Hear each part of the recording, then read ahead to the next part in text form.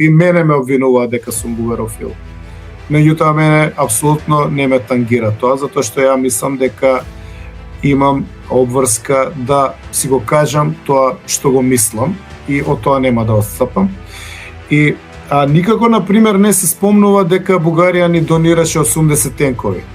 Дека у време на војната 2001 кога побаравме 3 камиони автоматско оружје, дека е донесено у тајни конвои кај Струмица на граница. Значи, лошите работи дајте да ги извадиме на површина, а добрите работи никако да не ги кажуваме. Затоа што да ги немавме тие тенкови од 2001 година, најверојатно ќе ни стигнеше УЧК до Скопје. Зборам од запад, од Тетово и преку Рачиново, можеби и до центарот на Скопје. Колку толку ги здрма и бега од тенковите кога тргнуваше армијата во напад кон Калето. Така што не знам дали сум зборал кај тебе, ја лично се познавав со Желјо Желев. Желјо Желев го донесов во Скопје, тој веќе не беше председател на Бугарија. Никола Груевски ми рече да го донесам на дипломатска академија. Меѓу другото, носев од повеќе држави дипломати. Меѓутоа го донесов во Скопје, јас се спријателив со него, сум имал неколку средби и сум бил во Софија на покана на Желјо Желев да разговарам.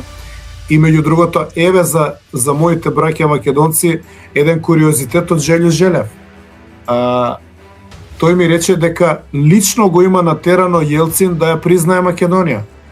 Бидејќи нели Бугарија прва не призна, и со тоа го отвори процесот на меѓународното признавање на Македонија во време кога Милошевиќ ни подразно некеше да ја пушти Македонија.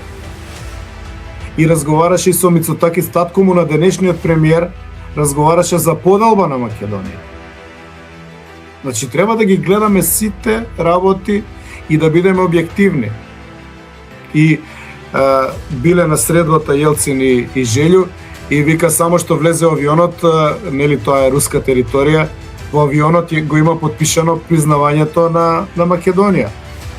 Зашто за тие работи во Македонија воопшто не се дискутира? Зашто да не истакнеме некогаш и добри работи?